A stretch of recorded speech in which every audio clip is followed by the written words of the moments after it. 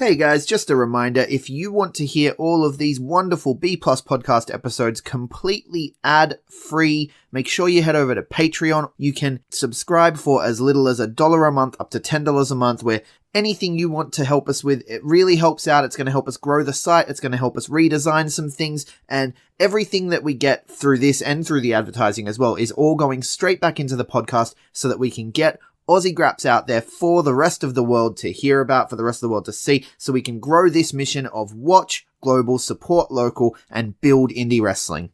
So if you want to be a part of that and get some really cool rewards like call-in shows, bonus episodes, ad-free like I mentioned, then head over to patreon.com/thebplus and subscribe today. Ladies and gentlemen, this is the main event of the evening.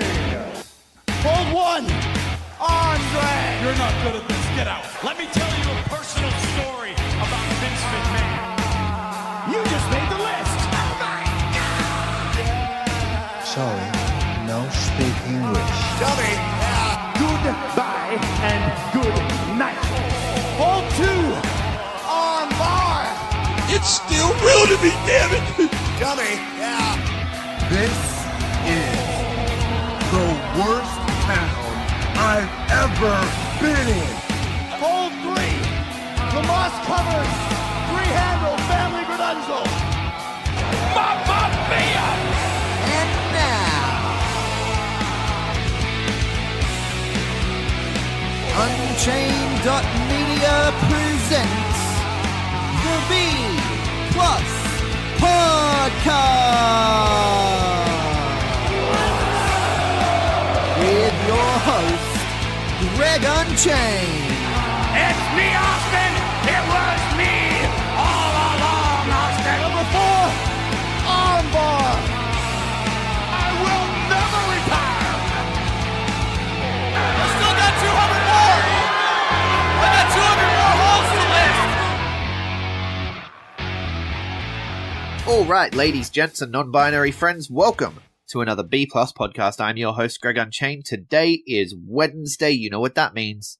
It's King of Sports Day. King of Sports Universe is what we call the entire family of promotions, which is probably going to change sometime in the future. But at the moment, it's the family of promotions that have sprung up in relation to and in relationship with the King of Sports, New Japan Pro Wrestling. So we're talking about Ring of Honor in the States, CMLL in Mexico, RevPro over in the UK, and of course, the king of them all, New Japan Pro Wrestling in Japan. Joining me as ever, Big Boy Mikey. How are you, man? G'day, Cobbo. How are you? Yeah, I am well. You are. That was a very Australian hello. Well, it's going to be part of my new intro, and anything that I solo or lead will be calling all our B Plus listeners cobbers from now on. You're all mates. right, all because there's a certain word we're not allowed to say, or else we'll get sued. Cease and desisted. Cease and desist. Yeah, no, we aren't calling people B plus players anymore, and it's not because we're under threat. I actually have had some people say that, like, "Oh, did you stop saying it because you might get in trouble?" No. There is a group that we used to associate loosely with, and we are no longer associated with them. And yeah, the B plus players. I did a whole explanation about it on the Aussie Graps Friday podcast last Friday, which, to be honest, who gives a shit? What you should listen to that podcast for is the amazing interview I had with the Rampage Dojo Roundtable. The Rampage Young Boys are fantastic. Tommy Knight beat Jonah Rock in his last match in Australia. Beautiful. Whew. Good stuff. So go back and listen to it for that reason, and then you'll know why we don't call you B plus players anymore. And also, you know, now that we have the Australian wrestling community out there, you know, we're all cobbers, mate. We're all mates. We're all cobbers. Yeah, get around it. Get around the Australian wrestling community. Just in tribute, because it was the last time I was going to hear the song live. Probably the last time we'll hear it in relation to this man. At least for the foreseeable future, possibly ever. I'm just going to play it real quick. I'm just going to play it because I've got it right here on my soundboard, and I can do that kind of thing.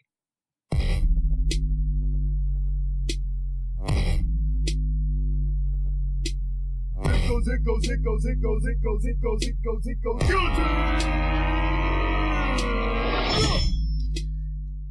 has absolutely nothing to do with the King of Sports universe, but I wanted to put it in there because I was listening to it before you came into the chat room. So there it is. Jonah Rock, and his last match in the country. It was amazing. Did you see my name? Did you see my name on screen for this one? It is Gran Chico. Your Gran Chico. Why are you Gran Chico? What is It's big boy in Spanish. Love it. Gran Chico? Right. So you're taking Spanish lessons, are you? Is this? I'm trying. I have done very limited. I know some basic German. I know a couple of words in Japanese, and I was getting my head around the katakana and stuff, and then we launched this podcast. Like, I was learning Japanese, I was doing really well, and then we launched the podcast, and then it became a very much daily thing, and then all of a sudden I haven't had time to learn Japanese, and I really wanted to, because I watch a decent amount of anime and of course Japanese wrestling, and so I really want to get back to learning it. Should probably be my New Day resolution. Fair enough. The reason why I'm trying to get into Spanish is at least Japanese companies, New Japan of course, Dragon Gate, all these sort of guys, they are starting to launch more English content into the Japanese wrestling scene more and more every day. But for some reason, the Mexicans are not. Yeah. They have they have once a year English commentators, and God help me, like, I don't even want to listen to that. Vampiro on commentary is just torture to me. But I digress. So I'm trying to learn Spanish because all CMLL and AAA and the Crash, and it's just so heavy in Spanish. I'm like, I get the story in-ring stuff, and AAA is okay because you have the guys like Cage and Jarrett and that sort of stuff. But man, it's like the commentators, like, and they're so quick, and I'm like, oh my god, like, I need to keep up with it a little bit more. So getting a little bit more Spanish. And look, I have an Italian background, so learning Italian and Spanish kind of fits. They're similar? hand in hand. Are they similar? Oh, okay, fair enough. So gran is big, grande in Italian is big. So I did one unit of linguistics in university, and I decided this is probably not for me. I love learning languages. Like, I love the idea, at least, of learning languages, but yeah, learning all the family trees of languages and all the way the phonics. Man, it was a whole other universe that I can imagine you could go pretty deep in it. But yeah, it's so the way languages relate to each other, is fascinating. Much like the way wrestling promotions relate to each other, absolutely, as they do in the King of Sports universe. Let's kings of the Segway we are. But let's start in America. Yeah, America. Yeah. I feel like last week was very Ring of Honor heavy. I'm going to keep the Ring of Honor nice and light this week because there's not a whole lot going on. Of course, we had our Ring of Honor TV. This week's episode was pretty interesting. For more than half of the episode, it was pretty much just the Lifeblood show. So they're introducing these new characters, the Lifeblood characters, and it was pretty cool. Juice is on commentary. Juice comes out on commentary. He's like, some of my boys are coming out. They're going to do their thing. And then we get Hot Sauce Tracy Williams defeating David Finlay, both of whom are, of course, in Lifeblood. So it's Lifeblood versus Lifeblood. They shake hands. They do the whole respect thing. Lots of stuff on commentary talking about how important honor is, how important respect is, how we want to bring it back to the Ring of Honor roots. Lots of near falls, really even match, quite fun. Hot Sauce gets the win. Then we move on. We have a quick Kingdom promo about Villain Enterprises. They just aren't impressed by Villain Enterprises' debut. And the best part of this promo, though, was he told Matt Taven told them to bring their umbrellas, and then he popped an umbrella of his own, and it had Melvin Enterprises written on it. Fair enough. I enjoyed that. I don't know what. I just popped for the Melvin, and then we move on and we get another Lifeblood versus Lifeblood match. Bandito defeating Mark Haskins with the 21-plex. The crowd were hot for this match, and I don't blame them. It was an amazing match. If you only have time to watch one Ring of Honor match this week, make sure it is Bandito versus Mark Haskins. It was a fantastic back and forth. Again, the whole story just being that these guys are honorable. And then we move on to the number one contendership for the Ring of Honor World TV title. Silas Young, Eli Isom. Better match than you would expect, because Eli's still relatively young to the business. He has not had a lot of high-profile matches, but he's always looked good in what he has put out there. Silas Young, of course, an absolute veteran, but Silas picks up the win But Eli really took it to him, and the story of the match was just how close Eli came on multiple occasions to becoming the number one contender. And then after the match, Silas calls out Jeff Cobb, calling him a disappointment. Jeff Cobb comes out, gets jumped by Shane Taylor, and the contrast here to the Lifeblood guys was, these guys have no honor. You know, it's disgusting what they're doing. This is Ring of Honor. This shouldn't be acceptable. And they just sort of... but Jeff Cobb fights them off, and that's the end of TV for the week. So, pretty good episode. Yeah, it's a nice, easy episode to recap. I would recommend watching it just for the sake of getting around these new guys that are new to Ring of Honor. It's sort of the next generation, at least for as long as they can hold on to these guys. I don't know what the contracts are like, but yeah, it's good fun. Hearing Juice on commentary for more than half the show was nice as well. It was a pretty good episode. I like this build around the like all the new stables. I mean, don't know how long Villain Enterprises stays around for. I mean, PCO and Brody King, I guess, will be around for a while, but Marty, only has a couple of months left, and surely that's a straight exit straight to all elite territory. But yeah, these stables. I mean, Kingdom, like the Briscoes and Shane Taylor and Bully and all that. And then you got Lifeblood. You got the Shinobi Shadow Squad. Like, it's just really good stuff at the moment, Ring of Honor, and constantly you keep hearing the same old shit. Is Ring of Honor going to survive?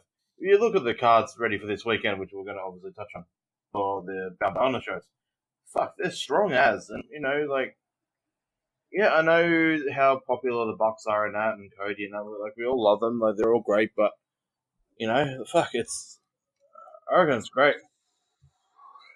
Should we cancel them? Should we blacklist their names from King of Sports Universe? Are we there yet? I mean, until at least after Mania weekend, because for now, New Japan and them aren't working together at all, for sure. So yeah, no, they're now to be referred to as the Must Not Be Named. That's what they're called on this podcast. The Must Not Be Named. So not really. I don't.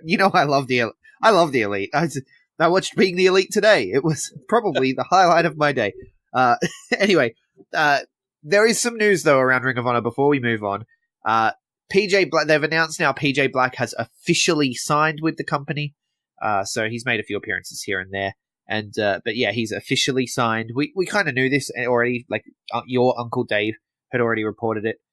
The other interesting tidbit to look at this week before we get on to Bound by Honor, Jay Lethal has broken the record for most days as Ring of Honor champion collectively across his reigns. So he's been the champion for 646 days combined over his two reigns, just edging out Samoa Joe, who had 645 days as champion.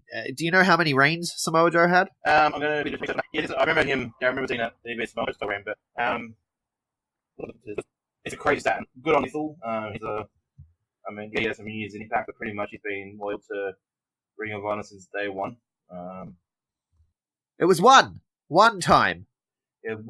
He had one reign, and he was champion for 645 days. Jay Lethal has had these two reigns, and 38 defenses combined. So yeah, absolutely. Yeah, so very much a fighting champion in that period of time. But he has surpassed in total, but it is across two reigns. And the quote they had in the article was really nice. He's like, having the most combined days as champion doesn't mean I have surpassed Samoa Joe in any way. Like, I've just solidified my name next to his. Because he said, I'm not sure anyone will ever beat Joe's record for one title reign. I needed 2 title reigns to do it. So he's putting over, what a professional, putting over Samoa Joe and the legacy of the company, even though he has now surpassed him in terms of total time as champion. I thought that was interesting, just to see that pop up in the newsfeed that, Jay Lethal is the longest combined Ring of Honor champion. You got to wonder if anyone will be able to take it off him eventually. I don't know if they will, because Ring of Honor isn't really a place people stay. No. So the 4th longest reigns are McGuinness, 545, 1 reign at 38 defenses, and you got Danielson at 462 days, but 38 defenses. Now, there's a fighting champion. But, yeah, so Yeah. And no one really comes close. There's a couple 200s, Aries, Black, Richards. Yeah. The days of those really Yeah, long absolutely. 2-year reigns are over. Yeah, because, these days, people whinge as soon as someone has a title for longer than 8 months. Oh, it's stale. It's like, no. Oh, but the thing was, too, that was one of the things that made Ring of Honor so prestigious, right? Like those names that you just mentioned. I mean, obviously Samoa Joe, Daniel Bryan Danielson, and Nigel McGuinness. Yeah. They're legends to this day. Yeah. And that's not to name the other guys that didn't have long reigns. I mean, look, fucking Homicide, CM Punk, fucking Owens. I mean, Adam Cole, fucking.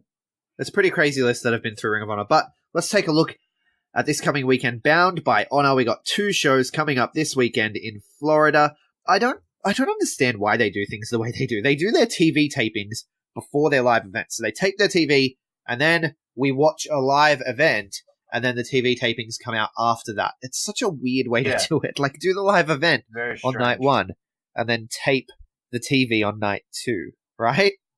I don't know why they do this. Anyway, we have the cards here. So I'll run down the cards for the TV tapings. We've got Dalton Castle versus Kenny King, Zack Sabre Jr. versus Rocky Romero, Willie Mack versus To Be Announced. Thought that was interesting. Interesting, yeah. I'm guessing that has some NWA side to it because I honestly have no idea. So I'm just having a look at the list of the list of the card, and I have no idea. Jeff Cobb and Silas Young, obviously. Now, they said that was going to happen in 4 weeks on Ring of Honor TV when he won the number 1 contendership. They're like, that'll happen in 4 weeks. So it happens this weekend.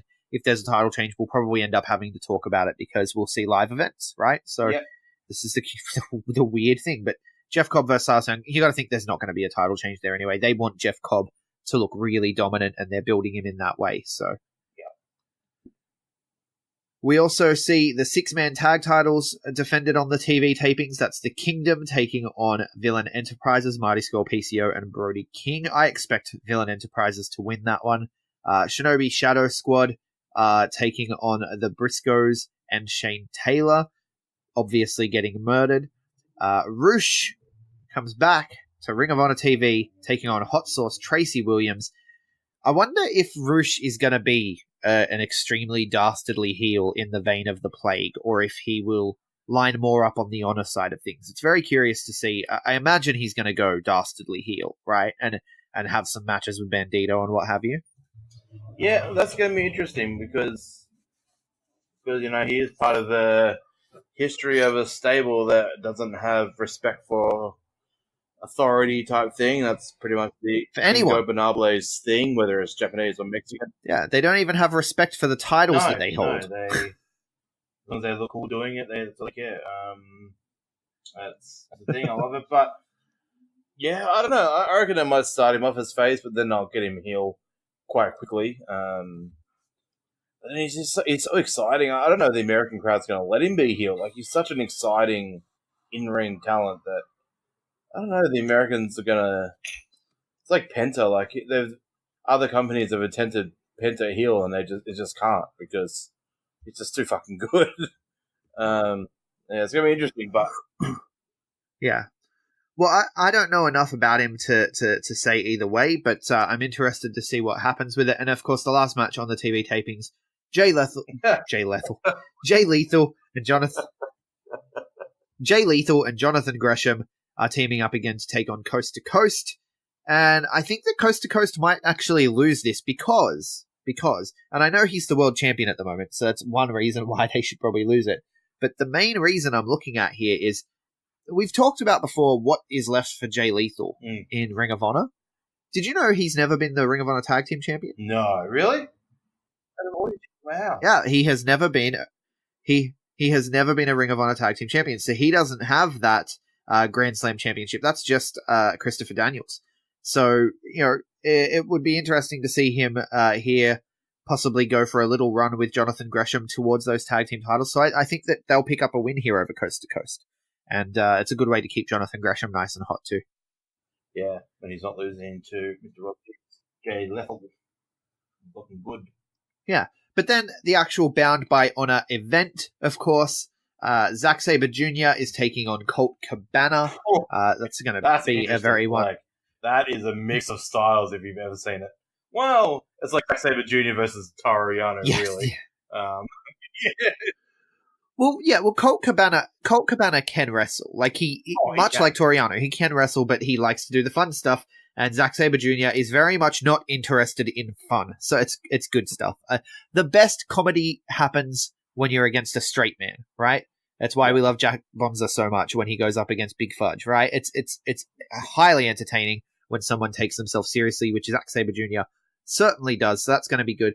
We're also getting Lifeblood, represented by Juice Robinson, David Finlay, Tracy Williams, and Bandito, taking on Coast to Coast and the Bouncers. Really random 8-man tag team match. Right. Bandito against bloody Beer City Bruiser. That's going to be fucking interesting. But yeah. I would love to see him hit that 21 plex on one of the big guys. But yeah. Then we get Willie Mack, Marty Skrull, Kenny King, and Silas Young in a 4-corner survival match. Dalton Castle and the Boys taking on the Shinobi Shadow Squad.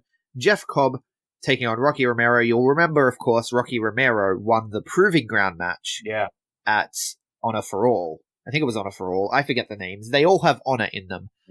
So Rocky Romero won that Proving Ground match, and he gets a title match. So we're going to get Jeff Cobb, Rocky Romero for the Ring of Honor World Television Championship.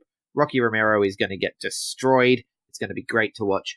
Kelly Klein takes on Mayu Iwatani, who it's interesting to see that she's not, I mean, unless she's the TBA facing Willie Mack, she's not on the tapings the night before, but she is on the live event.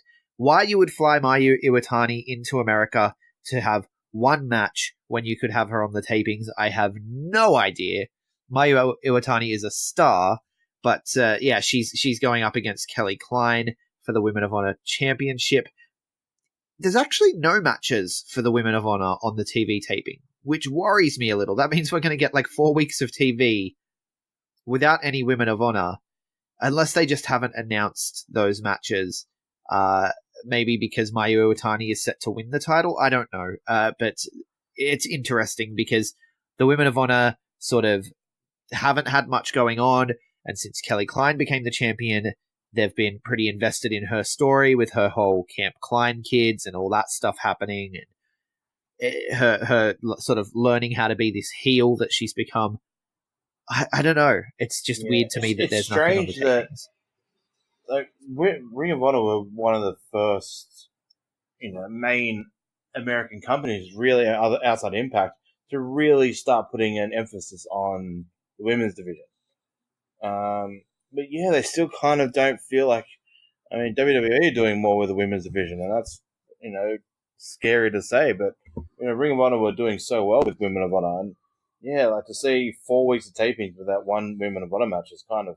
Honestly, they haven't been doing so well. I would not in any way say they've been doing so well with Women of Honor. They've been doing so with Women of Honor, to be honest with you. They could do so much better. There is a talent pool there, I know that WWE are signing up everyone with a pulse when it comes to the women's evolution, and I know that All Elite Wrestling are going to be looking to have a strong women's division as well. But there is still a talent pool out there. There's plenty of talent in Shimmer. There's plenty of talent in Rise. There's plenty of people that are not getting a look in and should. And that's not even looking globally, right? You've got CMLL women that you can bring in. I just don't know why they aren't doing more. But anyway, that's neither here nor there. Moving on, Brody King and Jay Briscoe in a singles match, PCO and Mark Briscoe in a singles match, and the Kingdom taking on Jay Lethal, Jonathan Gresham, and Roosh. Very interesting combo there. Does Roosh turn and work with Kingdom? Roosh as part of Kingdom, really? Well, there's that Kingdom Matt Taven turned on Volador Jr. in Mexico, and Roosh hates Volador Jr., so there's a bit of a connection there. So, we'll see it. Interesting. I thought that was a really weird team, Jay Lethal, Jonathan Gresham, and Roosh, because like you said, no respect for anyone, and then you've got Jay Lethal and Jonathan Gresham, who are about as straight-laced as you can get, so it's an interesting card. I'm looking forward to it. Thankfully, there's not a whole lot on this weekend, and it's only one show. It's not 3 shows like it was on Royal Rumble weekend. Yeah. Holy crap, that was insane. But that does it for Ring of Honor. I honestly, I have no idea where things are going, and I'm just along for the ride. I have zero predictions for Bound by Honor because it's just an Honor Club event, and I'm not entrenched enough in the Ring of Honor fandom and what have you to really be able to say what is or isn't. You know what I mean? It's one of those. It's kind of one of the wrestling shows that I watch and just to enjoy myself because there's good wrestling on it, and it's been a blast. This week's TV was good. I definitely recommend people watch it. What's been happening in Mexico, Mikey? All right, well, so last week and the last couple of weeks actually, I've been talking about just doing a couple matches a week that I feel were, talkable because there is 3 major shows a week that I get to watch. But there's just something on the CMLL, cross 1 or 2 matches and talk about some news. But this week I am going to talk about instead of just a couple of matches, I'm going to talk about the tournament that's going on in CMLL. So they're doing the Universal Champion tournament. They do this once a year. The real name of it is Campeón Universal del CMLL. This is a tournament that's been going for at least, I think, 15 years. People like Jushin Liga, Tanahashi have won this in the past. Ultimate Guerrero and all that. So basically, it's a 16-man tournament featuring every single champion in CMLL. So CMLL is known for having about 25,000 different titles. Some mean stuff, some don't, some that haven't really meant anything for 15 years, but some wrestlers still carry out with them. But yeah, so this is involving all champions. So it's over 2 weeks. And the way that they do it, so they start off with a battle royal. So all 8 men are in a battle royal. The way that you're eliminated is your seeding. So if you get eliminated first, you're the first 2 people eliminated. They're the first 2 in the first match. And they do the first round, quarterfinal, and semi-final all in one night. So on Friday night / Saturday morning for us here in Australia, there was, including the undercard, which is crazy, 4, 5, 9, 10, 11, 12 matches all in one card. No match in the tournament went longer than 10 minutes, which is quite crazy. And it's all single falls. But yes, there's no time limit, but they're just all that went under 10 minutes. So, I'll talk about the first night of the tournament. So the competitors for this, for the first Block A, if you want to call it, were Caristico, Barbaro Cavernario, Dragon Lee, Terrible, Gran Guerrero, Stuka Jr., Valiente, and Forestero. So a mix of the trio title champions there and all the different champions. So, Caristico and El Barbaro won the Battle Royal, so they got the last match of the first round. So El Terrible and Stuka Jr. were in the first match. They were eliminated first. They were the first 2 eliminated. Terrible defeated Stuka Jr., so he moves on. Gran Guerrero and Valiente were the next 2 eliminated. So that means they had a matchup. Gran Guerrero defeated Valiente. Dragon Lee and Forestero, they were the next 2 eliminated, so they obviously faced off. Dragon Lee defeated Forestero.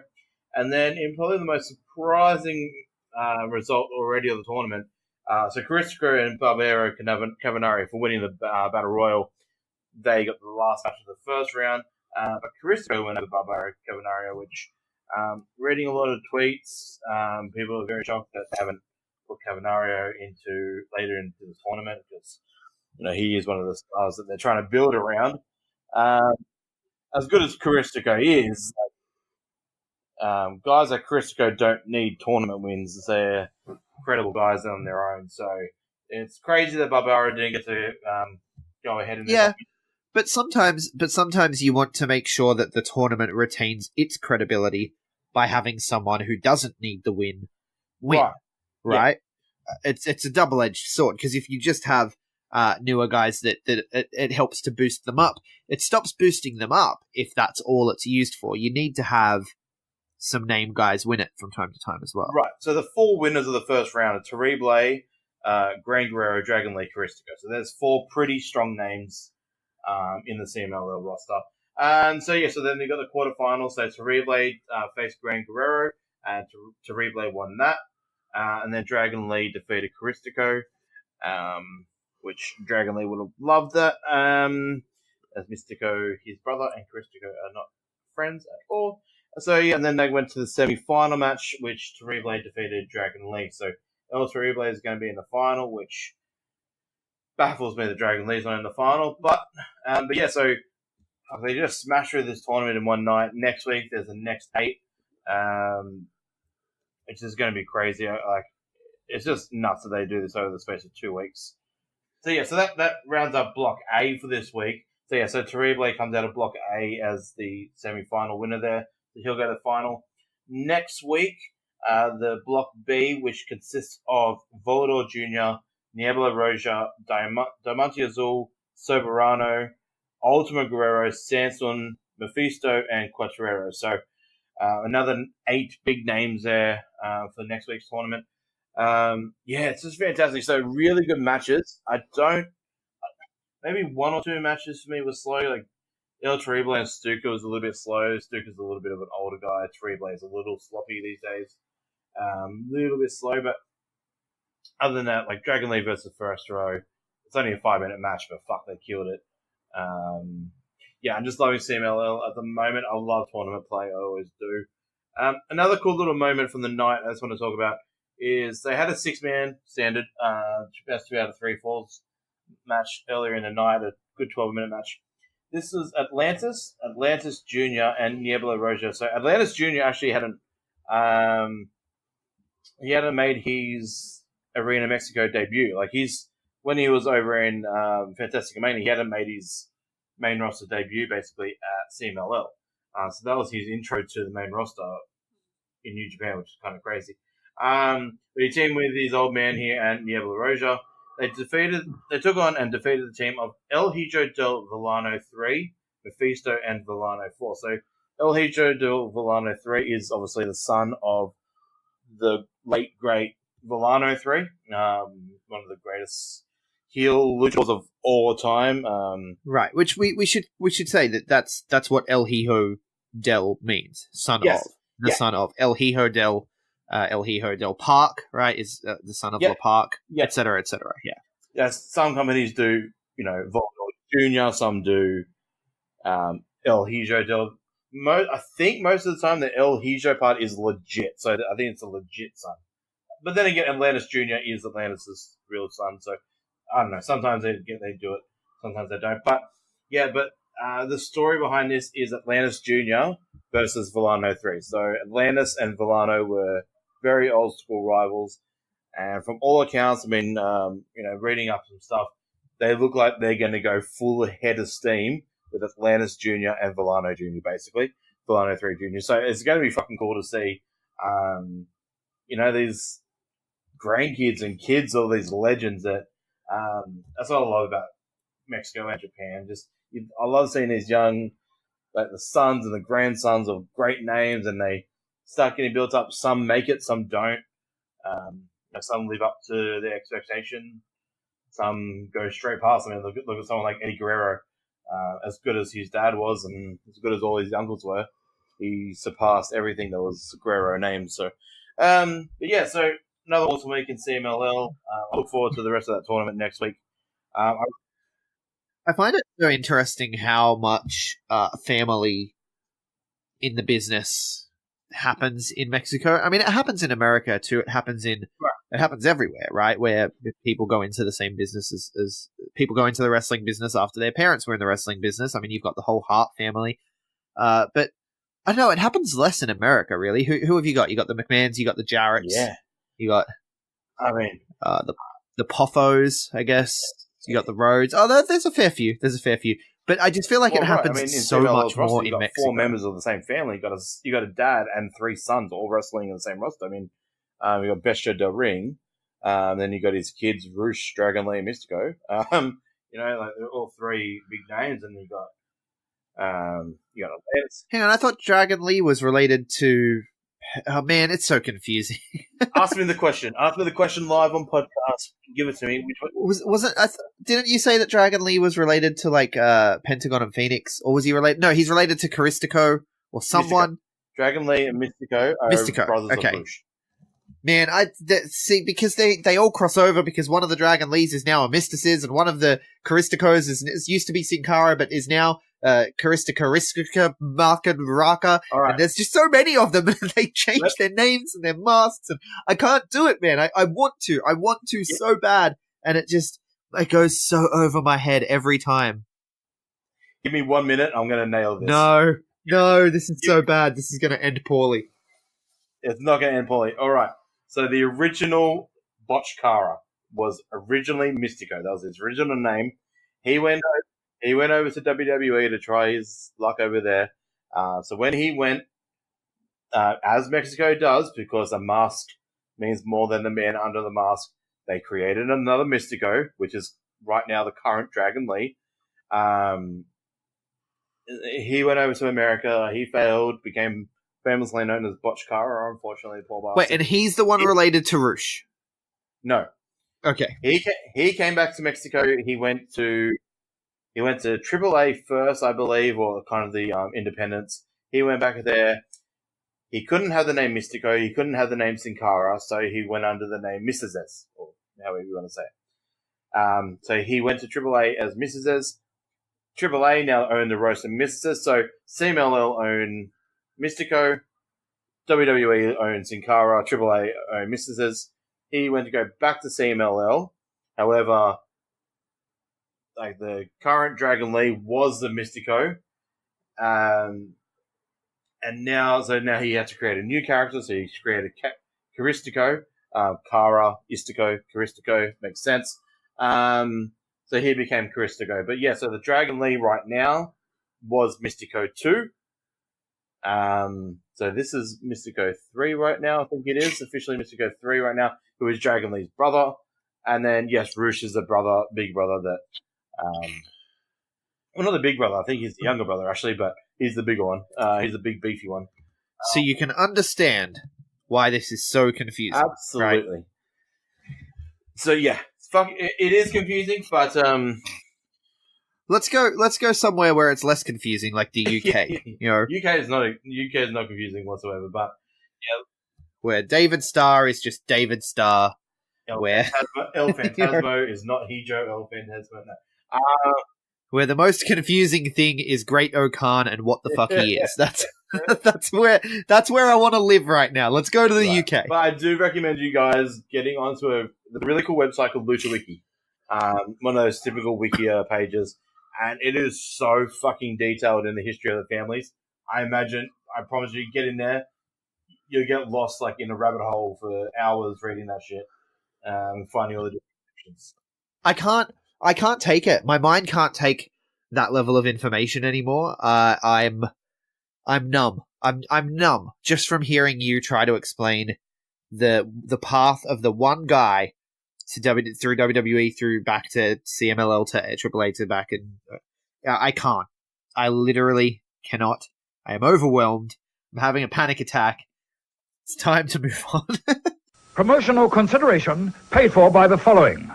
We are all WWE fans here. It's why we're here, listening to this show and spending inordinate amounts of hours consuming, complaining, and just generally eating, sleeping, and breathing professional wrestling. But if you want to take that to the next level, the only place to do it is WrestleMania 35 in the city so nice that they named it twice New York. And our new friends at All Aussie Travelers are going to help you make that happen in the best way possible. They are new to the wrestling travel game, granted, but they have over 15 years experience in sports and event tours between the US and Australia, so you know you're in good hands. They want to offer you an exclusive WrestleMania package, including return flights to the USA, 6 nights at the New Yorker Hotel right next to Times Square.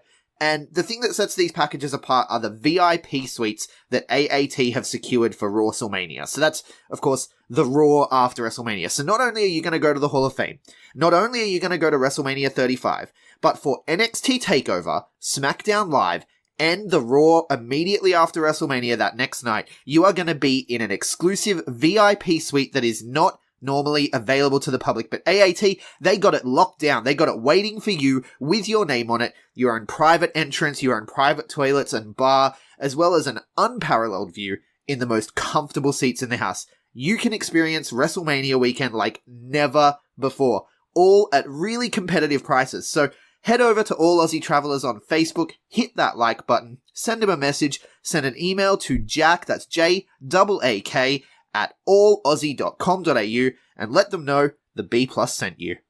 Sorry to interrupt the podcast, B Plus players, but I just need to take a second to tell you about Threadbox. Threadbox is a subscription service for men that makes looking good easier than ever before. Just fill out a few questions to start building your style profile, and from there you will be paired with a stylist who will send you new threads once a month, so you don't have to worry about checking the stores and finding new clothes.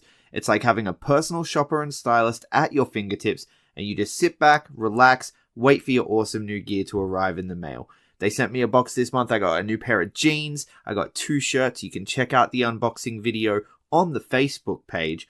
And the best part about it is you can get in touch with your stylist by email at any time. So if you need new singlets, if you need new long sleeves, if you need new shoes, if there's something specific you want, you just let them know what you need and they'll tailor the box to your specific requests. It's a completely personalized service available on any budget. You'll always get way more value than you pay for because Threadbox work with all the best brands. Boxes start from just $40, and if you use our code, the B+15 at checkout today, you're going to get 15% off your first box. So what are you waiting for, man? Like, if you want to look better with less effort, head to threadbox.com.au and use the code the B+15 to get your box today. Let's go to the UK. The UK, that's where it's at. It's nice and simple. And RevPro this week has been super simple, man. Again, they're frustrating me to hell. Their team who upload things to RevPro on demand are being super freaking slow again. We've only had 3 uploads in 2019, and that's the first 3 shows of the year, which is really bugging me. There was a cockpit show over the weekend, Live 38.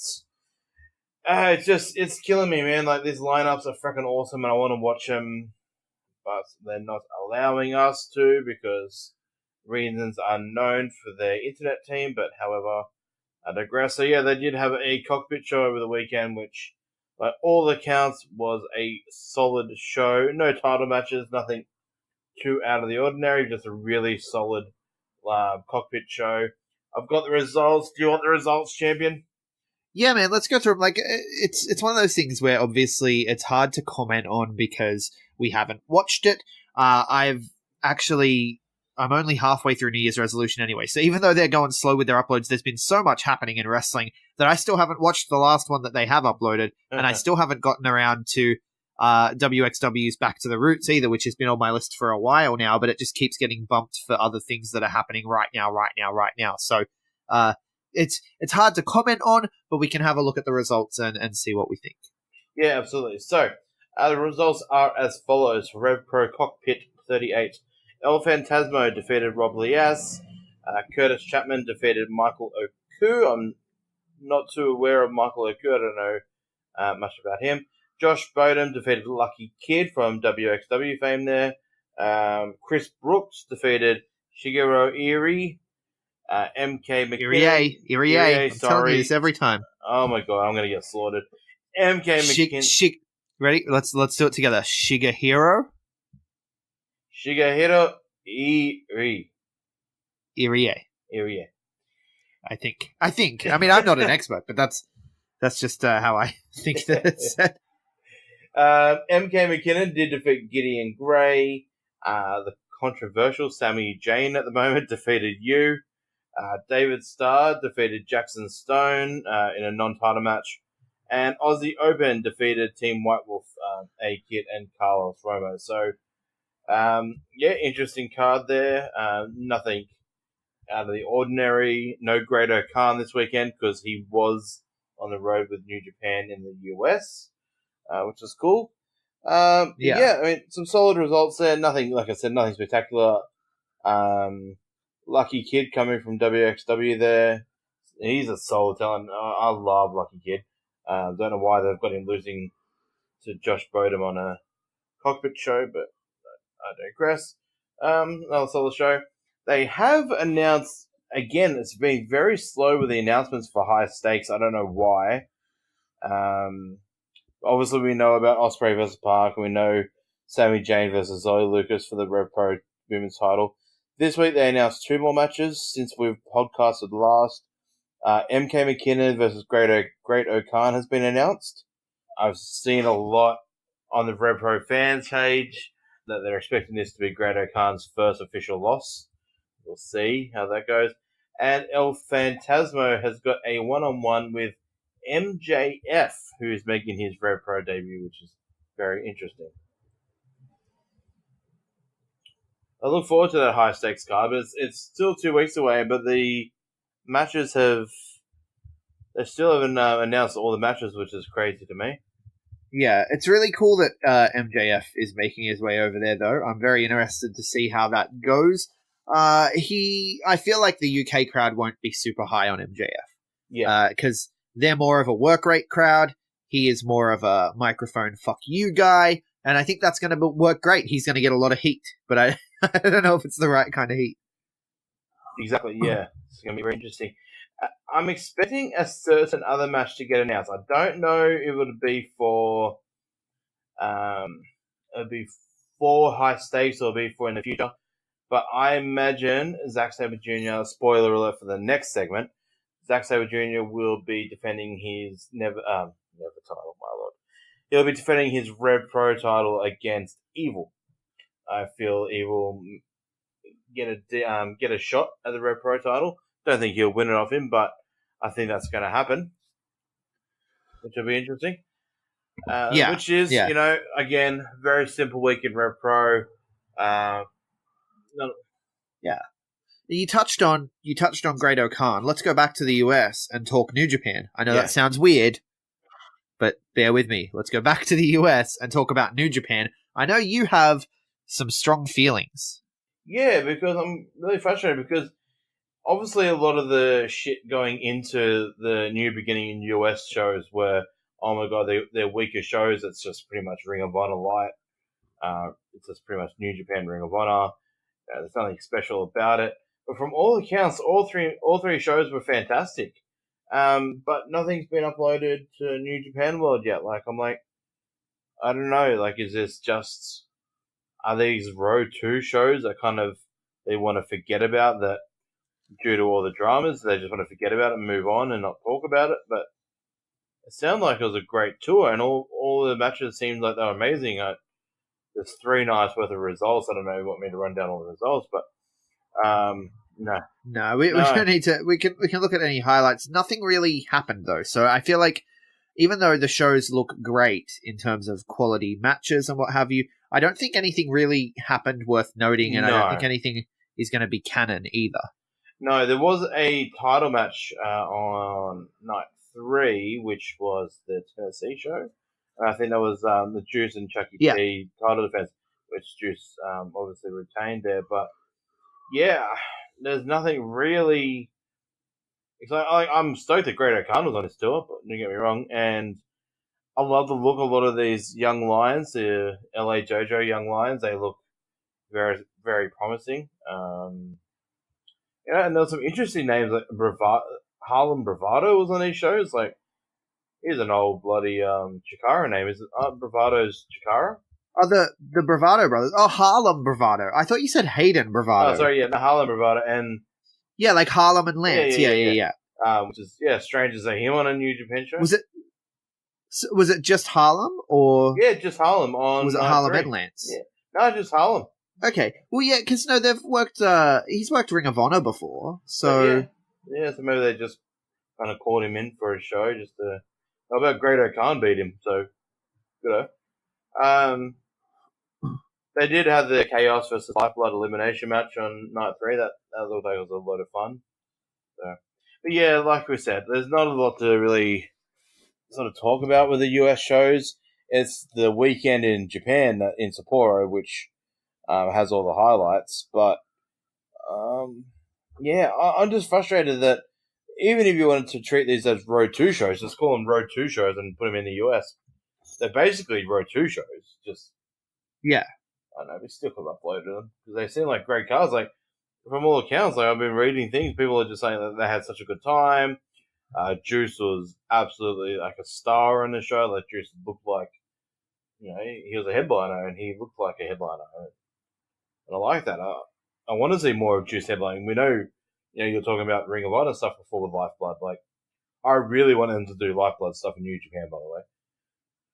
Imagine, Yeah. Can you imagine? It wouldn't make sense. It wouldn't make sense. Lifeblood is there to purge the plague from Ring of Honor. Lifeblood is there to restore honor. It wouldn't make sense in New Japan. Yeah. I just want to see Bandito in New Japan. Right. Just say that then. But no, the USA things, it's interesting. It's.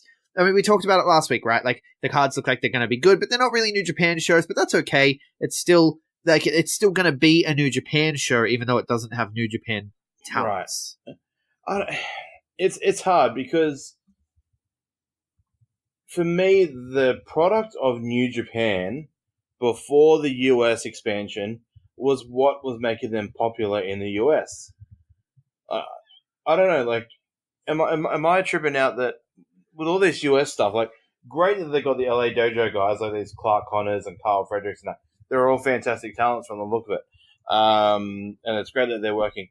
But these New Japan shows, for me, it's like, expand on the New Japan products. You don't have to do a show every couple of weeks in LA or whatever. But present your New Japan product, the Knights in Sapporo, get them on American TV, but get the Americans to watch the Japanese product. Do a little bit more, do a lot more things like subtitles, translations and that. And you'll start getting it over in that way. I don't know. I think Americanizing it too much, it just looks like Ring of Honor to me. The cards are Ring of Honor cards, essentially. Even when it was with Kenny and the Bucks and that, it still kind of felt like a Ring of Honor show with about 10 New Japan guys. They do the same thing when they go to RevPro. Everyone's like, oh, New Japan are touring, and it's like, you get to the night, and it's like, oh, it's just a RevPro show with 10 New Japan guys. Yeah, I don't understand that though either. I don't understand that. Like, it's still, you still get to see the guys. I don't know. It's a weird criticism to me. Yeah, because like, they had 5 New Beginning shows in 1 week, but the 2 shows that everyone, like New Japan fans, are talking about are the Beginning and Sapporo shows, because that's where you had the 3 title matches and you had your solo matchups, and it's just like that's me. But Digress, do you want to get into the weekend's action though? Are you caught up? Yeah, absolutely. Yeah, let's go to Japan proper. New Japan Pro Wrestling, Road to New Beginnings. What's take us through it, man. Take us through it. Yeah, so these are the New Beginning in Sapporo matches. So the Road to Sapporo matches ended on Thursday.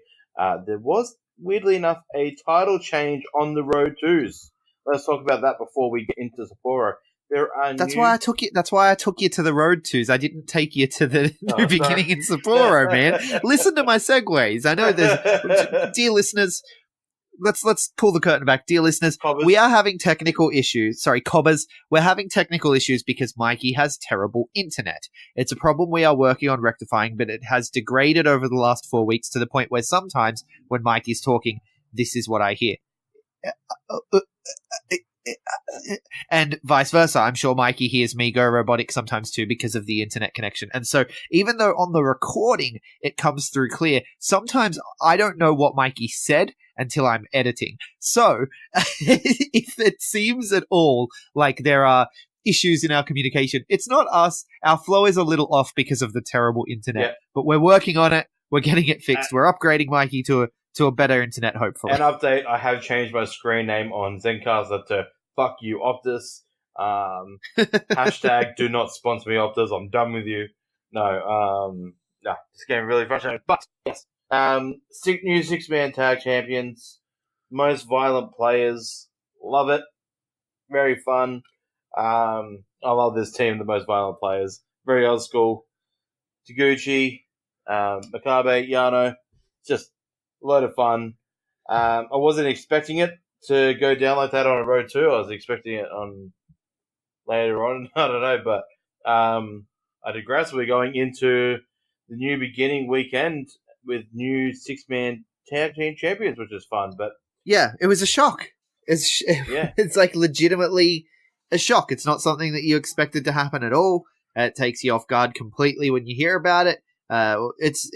which is good. I like that in my wrestling. I don't want my wrestling to always be predictable. So, new 6-man tag team champions, and I am here for it. I love it. Yep, big time. But let's get into the weekend was the new beginning in Sapporo. So night one, we started off with a Young Lions match, Ren Narita and Yuya Yamuro. I can't say that properly name. I'm gonna get slaughtered with that one too. Yamura. Anyway, Yuya Yamura. Fantastic Young Lions match. Narita actually got a victory here. I was like, oh, they're going into a 10-minute time match. Then I realized it's not Yuya and Yota, it's Ren Narita. He gets a win here. With 9 minutes and 45 seconds. That's why I was like, are they going the 10-minute time limit draw here? But not all good. I like Ren Narita. I think he's got the goods. Then more Young Lion action as Ayota Yoshida and Shota Umino took on Manabu Nakanishi and Toa Hanare. I love that Hanare actually got the pinfall here instead of Nakanishi. But give me Yoshida and Umino any day of the week as a tag team. That is the next Show and Yo out of the Young Lions. Yoshida is amazing. He's obviously come from a different dojo. He's come from the Michinoku dojo there. But Shota Umino, obviously the son of Red Shoes. These two are stick these together in a tag team, send them on vacation, on excursion, and bring them back as stars because they have got a great chemistry. Then we had Hiroshi Tenzin and Tiger Mask 4 defeated Taka Michinoku and Takashi Iizuka by DQ in the end. Standard Suzuki Gun stuff. I love the play on because they've teasing Tenzin wants to tag with Iizuka before he retires. Iizuka's not having any of it, which is just funny to me. But the crazy man. His retirement is coming up, 14 days away. Actually, should touch on that later. Then we got a 10-man match with Chase Owens. Oh, my apologies. Yeah, 10-man. Sorry, Chase Owens, Gorillas of Destiny, Tama, and Tangaloa. Taiji Ishimori and Yujiro Takahashi take on the new Never Openweight 6-man tag champions in the Most Violent Players. As we said before, Makabe, Yano, and Taguchi. Also with Tomoaki Hama and Yoshihashi. This whole Great Bash Heel Chaos New Japan main unit alliance is just confusing the fuck out of me, but It's so random. Can I just say though, while we're here, one of the highlights of the last little period in New Japan Pro Wrestling, for me at least, has been Good Guy Tama Tonga. how funny is it? This character is so good. Like, if he was the heavyweight tag team champion, I don't know if I'd want him doing it. But when they're hanging around the Never Open titles and stuff, and they're sort of in that scene, and they're with the confusing as hell main unit tandems, I'm really into this Good Guy Tama Tonga. Yeah.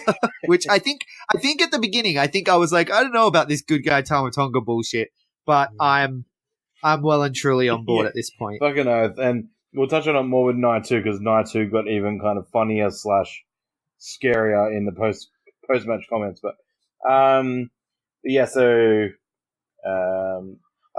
I've seen things that people aren't enjoying the Tama Tonga, but I don't know, very interesting. But I love that Yano still wins with his low blows. Yano will never be a good guy, but he is on the good guy side. Then we had the IWGP Junior Heavyweight Tag Team Champions Bushi and Shingo tagging with Naito. So LIJ there taking on Desperado, Taichi, and Yoshinobu Kanemaru. Obviously, a preview of the 2 matches for the next night. This was fun. I keep reading things that people still don't like Taichi. If Taichi didn't make you a fan of his over this weekend, I don't know what he can do. I really enjoyed Taichi over the weekend.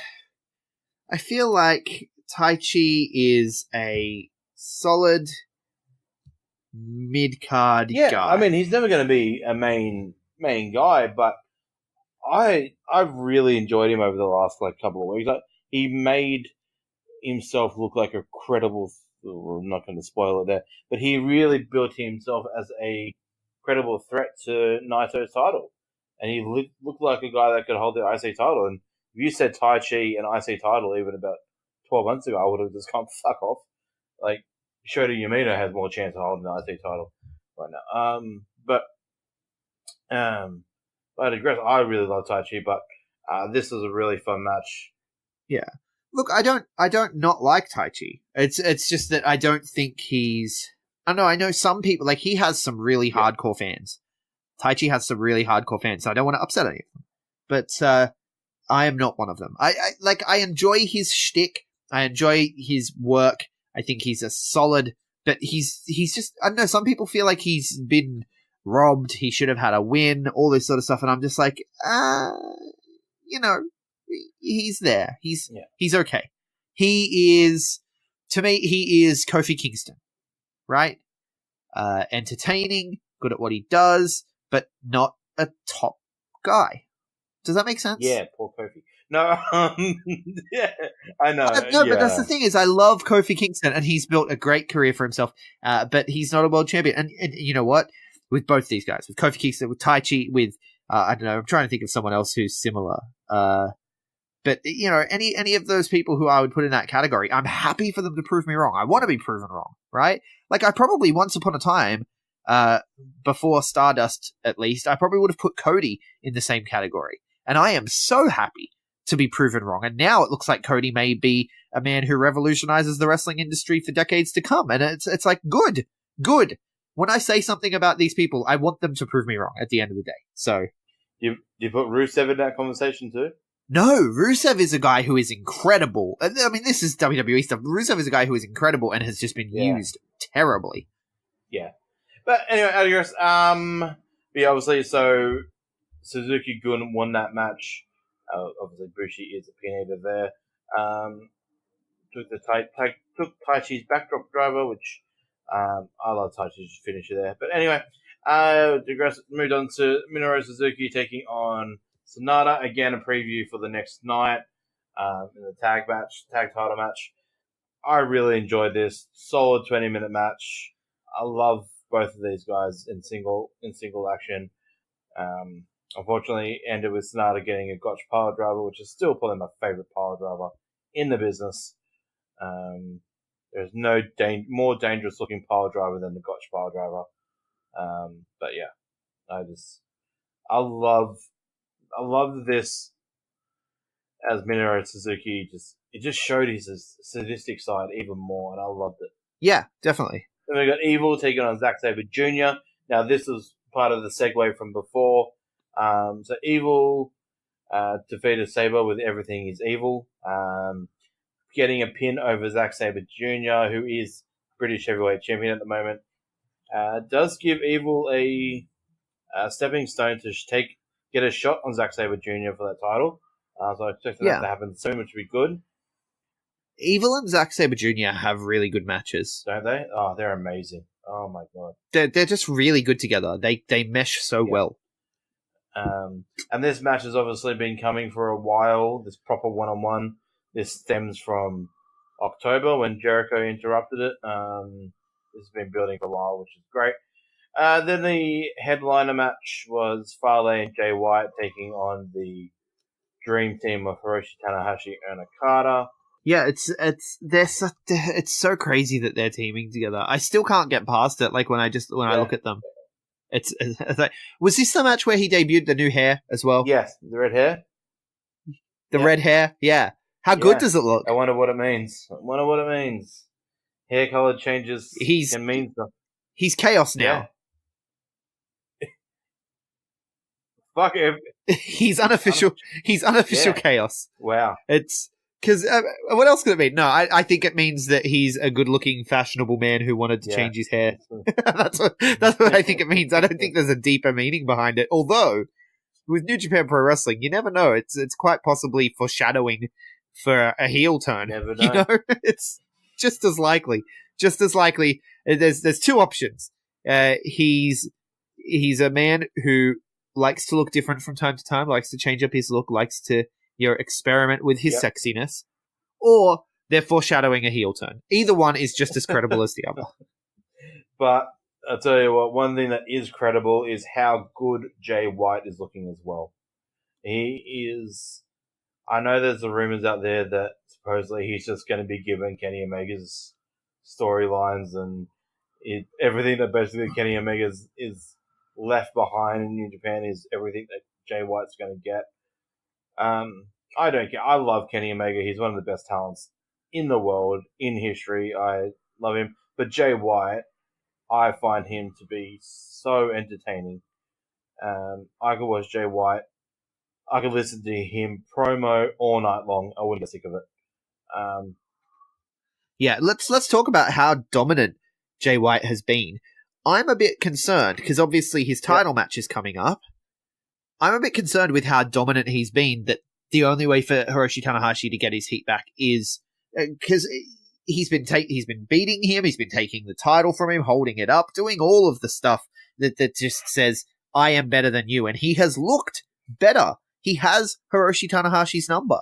It's, I don't know. I feel like he has to lose the match. And I know before, like a couple of weeks ago, when we were setting up for this period of New Japan, we were both like, Tanahashi's a transitional champion, Jay White is the man.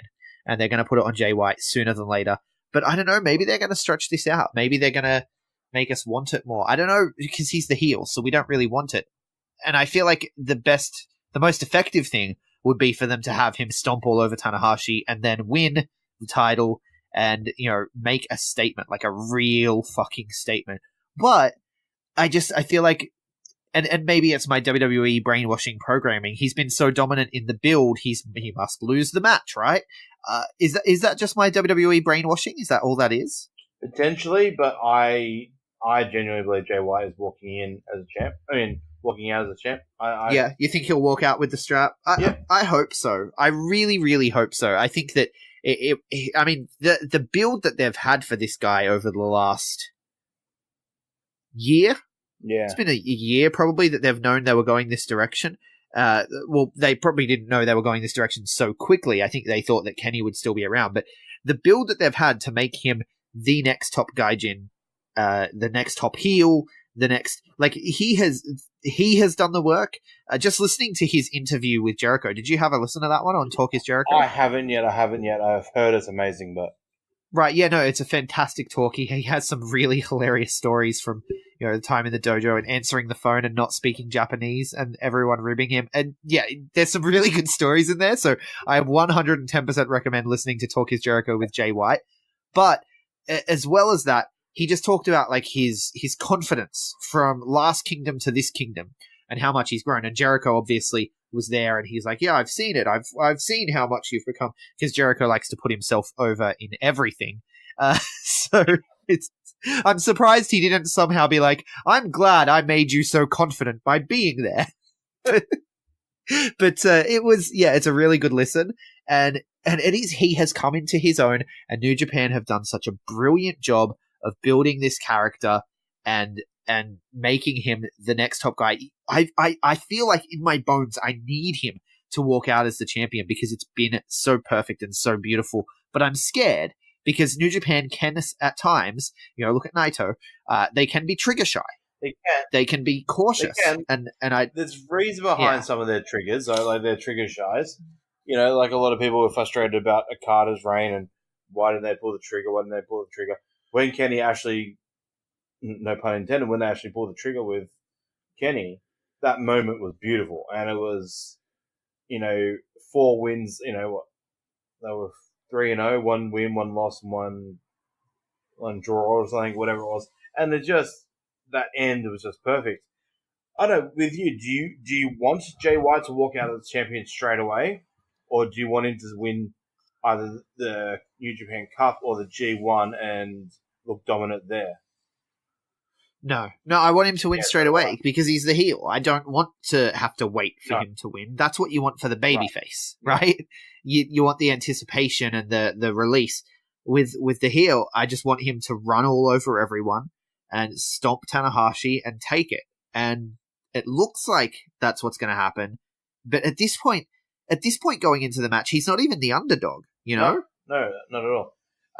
Let's quickly just run through night 2 because there were a few title matches in that.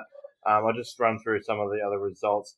Hanare defeated Yota Tsuji in LIJ All Belts. LIJ All Belts, correct.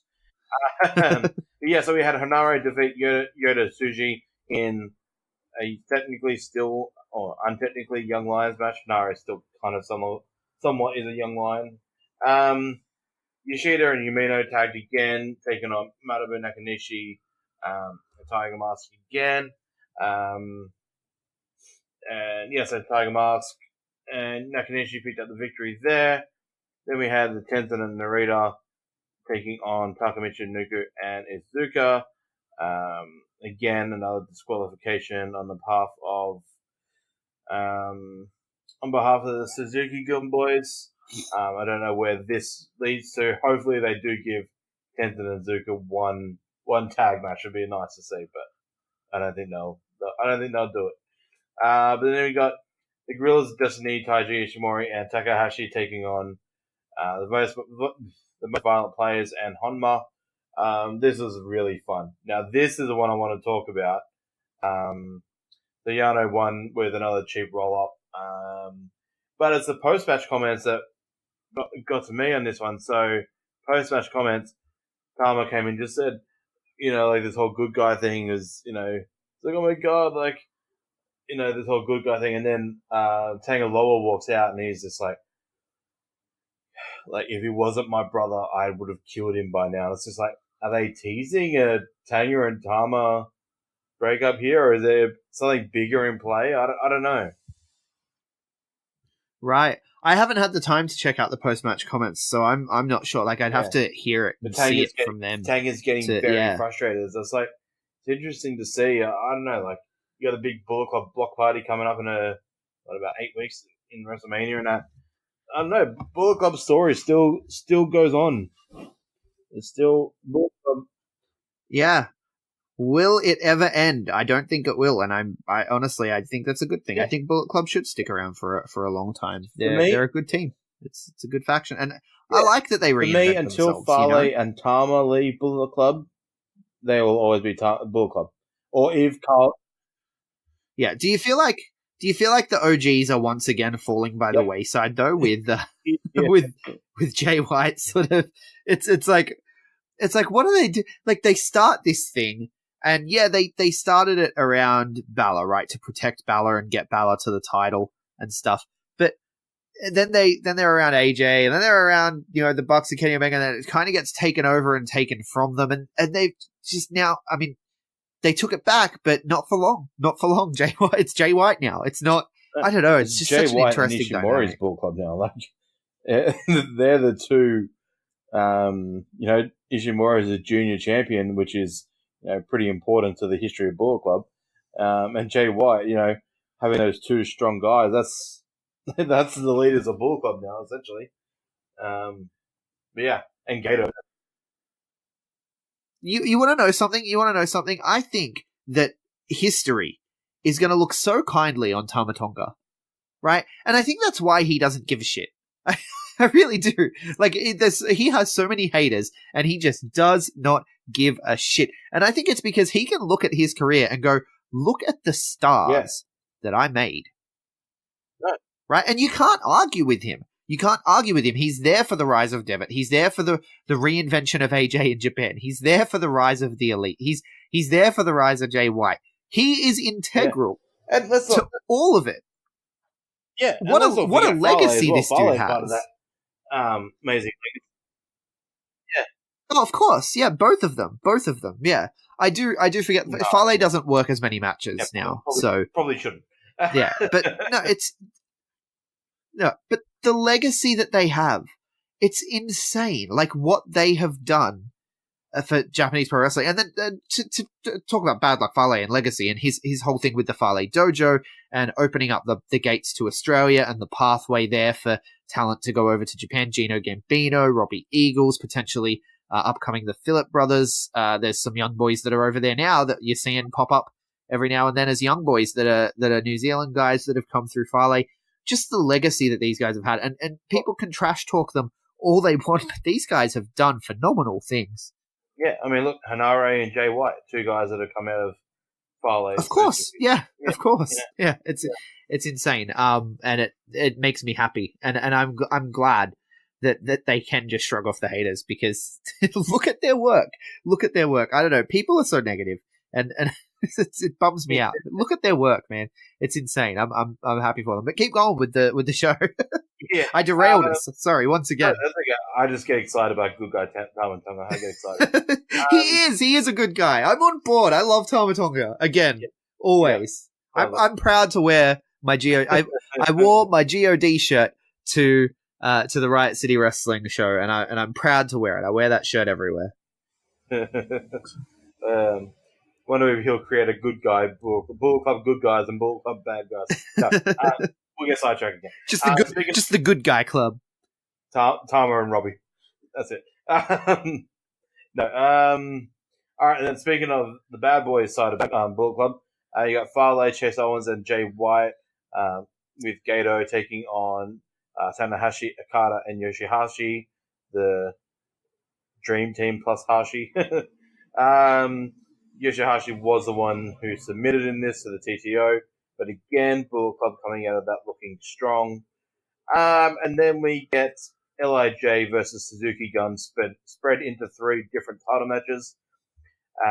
Let's just put it out there. LIJ all belts. LIJ all belts. And still. Yep. So Bushi and Shingo defeated Desperado and Kanemaru. Evil and Sonata defeated Suzuki and Zack Sabre Jr., which is not good because that means Suzuki and Zack Sabre Jr. are going to be pissed going into their Aussie Open match. At bloody high stakes in 2 weeks. That's going to pour bloody Aussie Open. And then obviously Nato defeated Taichi. I don't know. I really thought Taichi looked good in this match. But again, LIJ coming out looking strong. Yeah. What do you think? Yeah, I said it going in. I want LIJ to retain all the belts. They retained all the belts. I'm a happy chappy. There's not much else to say. Yeah. I think that I think overall these shows were not the greatest shows. Yeah. But there were some decent matches. The Evil and Sonata defense I really enjoyed. Especially, I've seen some people say that they preferred the junior tag title match. I preferred the heavy tag title match myself. Yeah, but anytime I see it. But yeah, it is what it is. I mean, these New Beginnings shows have not been the best. They just haven't been the best. I don't know what else to say other than it's felt like an extended road to, unfortunately, for the most part. Right. Yeah, basically it is because the main road to, yes, the Sapporo ones are technically main shows, but the main New Beginning show will be this Monday coming. Let's wrap this show up with the quick preview of this. Right, and this will be the real show. This will be the banger. This will be the one we talk about. The New Beginning in Osaka, and I'm sure on this night we will also find out the competitors for the New Japan Cup. We should hopefully find out on this night. So let's run through the matchups. It's opening up with a 6-man matchup with Liga, Kojima, and Tenzin. A great 6-man tag match there against Takashi Iizuka, and Minoru Suzuki. 6 fucking legends in one match. That's fantastic. Then you got Sonata and Evil taking on Yoshida and Yumino, which, again, if Yoshida and Yumino can look good against Evil and Sonata, that will put them in real good stance there, get their careers started very quickly. Yeah, obviously LIJ win. Oh, sorry. Did you want to put a prediction in for that first match? I'm going to go with Team Liger. Yeah, I'm going to go with I'm going to call it Team Zuka for this week because it's close to his retirement. But yeah, I'm going to go with Suzuki Gun on this one. Honestly, the first couple of matches could go either way, and it doesn't really have major effects. So yes, it's an R and Evil, obviously, for me as well, over Young Lions. But I really hope they put in a solid match, though. I really want them to look good. Then we got Shingo, Bushi, and Naito taking on Desperado, Kanemaru, and Taichi. Basically fallout from the last weekend's shows. I'm going to say LIJ win this. LIJ win. Then you got The story for 2019. LIJ win. And then you got the strange pairing. You got Chase Owens and Yujiro Takahashi. That's no strange. I'm not talking about that one. It's Yoshihashi and Tomoaki Honma. Right. And I should have mentioned it when we were talking before about the Road to New Beginnings and the New Beginnings shows as well. But again, the cutting in and out made it hard for me to tell where we were. But Yujiro Takahashi, since rejoining the Bullet Club proper, has been in his element. Once again, it's great. So I want to see Takahashi and Chase Owens defeat this random pairing of Honma and Yoshihashi. I just don't get Honma and Hashi tagging after so many years of wars. Just anyway. But random team. Yeah, I expect Bullet Club to go over there. Then we got Yano and Makabe taking on Tangaloa and Tama Tonga. I think Yano and Makabe still win here, and they keep teasing this Tanga and Tama being frustrated with each other. I think Yano wins with another low blow or a roll-up or something cheeky, and I like it. I love Yano and Makabe tagging. It's so good. Yeah. So you're picking Yano here. You're expecting Yano to get a win. Yeah, Tama does something silly to cost the match, and Yano wins. Yano pins good guy Tama Tonga. No, Yano pins Tangaloa, but Tama costs him. I can actually see it happening. Yeah. I can, and I think that'll further the story that you were talking about there with the post-match. What about Ryusuke Taguchi and Taiji Ishimori? I feel like this is Taiji Ishimori's first real challenge. It is. I don't think it's much of it. I mean, Taguchi is a legend, and he's a junior heavyweight legend. But Taguchi character, even the photo that they got on New Japan's body, with a football. It just screams comedy. Taiji Ishimori is not. It's Taiji ridiculous. Ishimori is not about comedy. He will rip his head off. It will be a good match. Obviously, they'll make it as good as they can be, but Taiji will win this quite easily, in my opinion. Yes, yeah, I agree. I think it's a good defense for him to get some more of those. It's just to get some tallied up. You know, you got to get them tallied up. I imagine maybe another defense against someone like a Liga or a Tiger Mask over the next couple of months as well. Just tick off some of those names before Best of Super Juniors, which I expect Taiji to win cleanly in that, but that's a couple of months down the track. Why am I getting ahead of myself? Then we got Okada versus Fale in a 60-minute special single match. Fale ain't wrestling for 60 minutes. It'd be 6 minutes. No, Fale matches with Okada are always his best matches.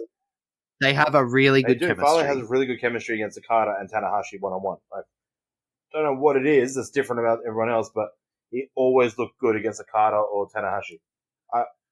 Always does, but I expect Okada to win this, but it'll be good. It'll be a good match, though. Yeah, absolutely. And then, of course, the main event, the reason we're all here, Jay White becomes the new IWGP Heavyweight Championship when he defeats Hiroshi Tanahashi. Agree? Disagree? Don't care. Yeah, no, I'm going to go with Jay White winning. Jay White's winning. I hope so. Like I said, the build has me worried that they're going to pull the Hiroshi Tanahashi overcomes, despite how dominant Jay White has been. He wasn't dominant enough. I'm worried they're going to go that way. But then again, like I said, I feel like that's my WWE brainwashing. I feel like New Japan have picked a path and they've stuck to it, and they're making him an absolute dominant heel champion. And I'm here for it. I love it. Potentially. Or another little thing. Do you reckon the Chaos Mole reveals himself during the Fale Okada match? There's no title implications. Do you reckon that happened? And it is Hiroshi Tanahashi. He's not even in Chaos. No. I don't know. I feel like they've forgotten it. I feel like I know that's not a very New Japan pro wrestling thing to do, but I don't know if that's ever going to, because it was just a throwaway comment. It could have just been mind games. Yeah, true. Interesting. However, that is this week coming in Japan. Like I said, a couple of weeks away, we will have New Japan Cup and all that. We'll find out the competitors for that very soon, I imagine. So, other than that, it's fantastic. Week in New Japan, another one coming up, which is good. Yeah, I'm looking forward to next week, and I'm looking forward to you sorting out your internet issues. Hopefully, mate. Hopefully, me and the Queen, as our Insta-ho Dander like to call her. Hopefully, when we move into our new castle, we will have internet. Ugh, that sound is me vomiting. Just Queen and castle. You people, you live in a house. You're a peasant like me. Let's not beat around it. We're peasants, okay? It's okay to be a peasant, all right? It's not where you are, it's where you come from. I don't even know. Where can people find you, big boy? Other than in a new castle. Not in Newcastle, but a new castle. No. A new castle, not Newcastle, because you're a manly guy. Jackson Kelly would like to hear that. I'm sorry, it's midnight, okay? I still have to edit this thing. Wrap it up, Mikey, wrap it up. At the big boy _Mikey86 on the Instagrams and the Twitters. I am at Greg Unchained on Twitter, at the Greg Unchained on Instagram. We collectively are the B Plus Wrestler on Twitter because wrestling wouldn't fit the B Plus Wrestling everywhere else. Does anyone even listen to this anymore? I'm sure you've heard it before. Join us on Patreon.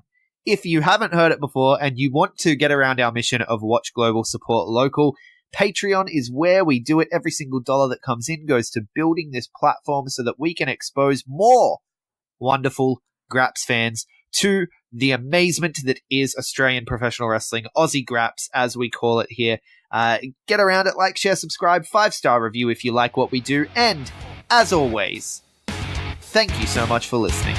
Hold one. Arm drag. You're not good at this. Get out. Let me tell you a personal story about Vince McMahon.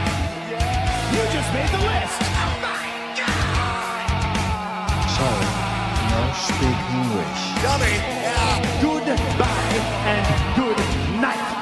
Hold two. Arm bar. This is the worst town I've ever been in.